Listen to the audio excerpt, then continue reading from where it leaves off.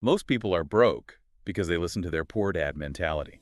Welcome to Book Breakdown, the place where we build your financial IQ. We are diving deep into something pretty revolutionary today. I mean, this isn't about budgeting better or, skipping your daily coffee. This is about completely tearing down and rebuilding the rules of money most of us were taught. That's so true.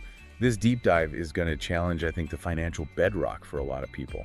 We're pitting two wildly different philosophies against each other, Yeah. and they're embodied by two father figures in one person's life. The highly educated dad who, well, struggled financially, and the eighth grade dropout who built an empire. And that contrast is just so critical. The sources we're looking at highlight this profound truth that, well, that academic success, PhDs, fancy degrees, it doesn't automatically mean you're financially smart. Not at all. So many smart, highly educated people follow these prescribed paths that lead them right into a financial trap. And it's simply because the language of money is just not taught in schools, it's taught at home. So our mission today is pretty clear. We're going to define the single most important rule in finance, and it all comes down to understanding cash flow. If we do this right, you'll walk away knowing exactly how to escape the infamous rat race. And why the biggest financial move you probably ever made, buying your own home, Right. might actually be the very thing that's keeping you trapped. We are going to expose the biggest financial lie the middle class believes and redefine asset and liability, not by the dictionary, but by where your money is actually going. Okay, let's unpack this tale of two fathers.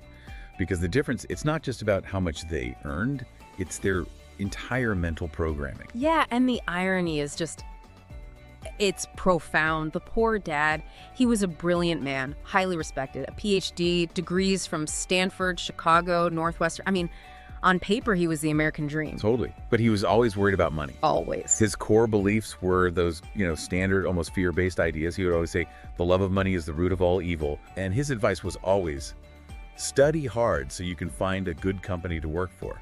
It's the playbook for security, right? But not for freedom.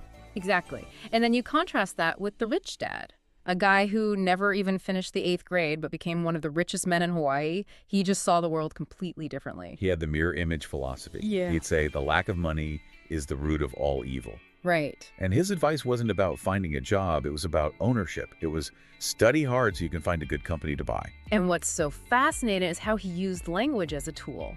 The poor dad, faced with something he wanted but couldn't buy, would just shut down. He'd say, I can't afford it. That phrase just, Yeah. it's like a switch that turns your brain off. It's a mental roadblock. It kills creativity. But the rich dad, he forbade that phrase. He insisted you had to ask a question instead. How can I afford it? Exactly. How can I afford it? And that simple shift, it forces your mind to work. It forces you to look for solutions, to think about leverage, to find new income streams. It's active versus passive. And the outcome of those two mindsets is just so stark.